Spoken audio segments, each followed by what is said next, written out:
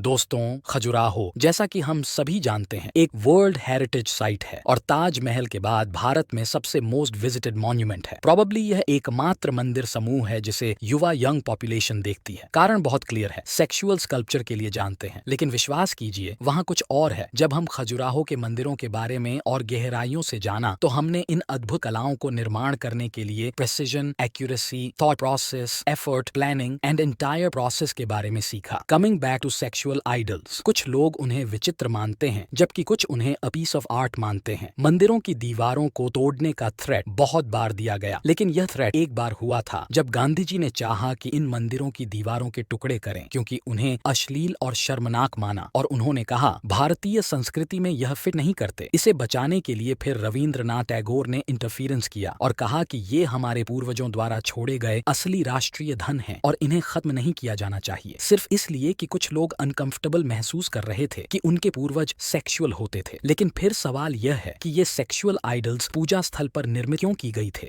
इसका जवाब कोई नहीं जानता, लेकिन इसके आसपास कई थ्योरीज हैं। चलिए उसके बारे में जानते हैं। मंदिर की दीवारों पर मूर्तियां ह्यूमन लाइफ के गोल्स को चित्रित करती हैं जो हिंदू धर्म पर आधारित हैं। धर्म, काम, अर्थ, मोक्ष। तो सेक्स वह है जो ये सेक्सुअल आइडल्स रिप्रेजेंट करती हैं। इसके अलावा प्राचीन समय में लोगों को अपने जीवन के गोल्स को रिस्पॉन्सिबली पूरा करना पड़ता था। ये स्कल्पचर्स को बनाया गया है ताकि यूथ को विजुअलाइजेशन के माध्यम से बेहतर एक्सप्लेन किया जा सके। ये दिखाता है कि उस समय सेक्सुअल रिलेशंस पर कोई अपमान नहीं था और मंदिरों की बाहरी दीवारें सोसाइटी की आवश्यकता थी और इसमें समाज और धर्म के आदेश थे। बुराई हमेशा बुराईकारों को आकर्षित करती है और भगवतता हमेशा देवताओं को आकर्षित करती है। मंदिर भगवानों के निवास स्थान होते हैं। इंद्रा और वारुणा जैसे देवताओं को आकर्षित करेंगे जो मोस्टली नेचुरल कैलेमिटीज के लिए जिम्मेदार होते हैं, लेकिन अश्लील चित्रों को देखकर वे इस स्थान को बहुत नफरत के साथ छोड़ देंगे और इस प्रकार मंदिर सुरक्षित रहेंगे। इन आकृतियों को डेवलपमेंट के रेफरेंस में बनाया गया था ताकि भक्तों की ईमानदारी और एकाग्रता का टेस्ट किया जा सके। माना जाता था कि अगर भक्त सच्चे हैं तो उन्हें इन अश्लील आकृतियों को देखने का मन नहीं होगा। अगर सच्चे नहीं हैं तो वे देवता के सामने जा ही नहीं पाएंगे, क्योंकि केवल इंद्रियों पर नियंत्रण प्राप्त करने के बाद ही आप मंदिर में पहुंच सकते हैं। और टैंट्रिक सेक्स को फिजिकली से स्पिरिचुअल के साथ जोड़ने का एक रिलीजियस प्रैक्टिस माना जाता है जिसका purpose healing, transformation and enlightenment के लिए फिजिकल एनर्जी को पूरे शरीर में ले जाना है। यहाँ सेंसुअलिटी और एंड गोल अवश्य सेक्सुअल सेटिस्फैक्शन को रेफर नहीं करता है, बल्कि सेंसेस और आपके पार्टनर के अनुभव के साथ जुड़ने और अपने शारीरिक अनुभूतियों के साथ परिचित होने के लिए है। और इस रिचुअल को मिस्टिकल टैंट्रिक यूनिटी कहा जाता है और इसे साधने के लिए शरीर को पहले से ही प्योर किया जाना चाहिए, इंटरनली एंड एक्सटर्नली दोनों तरफ से, और मन को इमोशंस एंड नीड से फ्री होना चाहिए। वहाँ एक मूर्ति है जिसे आप किसी दो आदमियों के बीच सेक्सुअल एक्ट की तरह देख सकते हैं, लेकिन बाद में यह एक्सप्लेन की गई कि खजुराहो की किसी भी मूर्ति में होमोसेक्सुअलिटी का प्रदर्शन नहीं किया जाता है और वह मूर्ति वास्तव में एक तांत्रिक गुरु है जो अपने शिष्य को सेंसिटिव एनर्जी को कंट्रोल कैसे करना है सिखा रहा है। तो आज हमने खजुराहो के कुछ रोचक रहस्य के बारे में जाना। अगर आपको वीडियो पसंद आया तो हमारे चैनल थ्योरी ब्रेकर को like, comment, share and subscribe करें।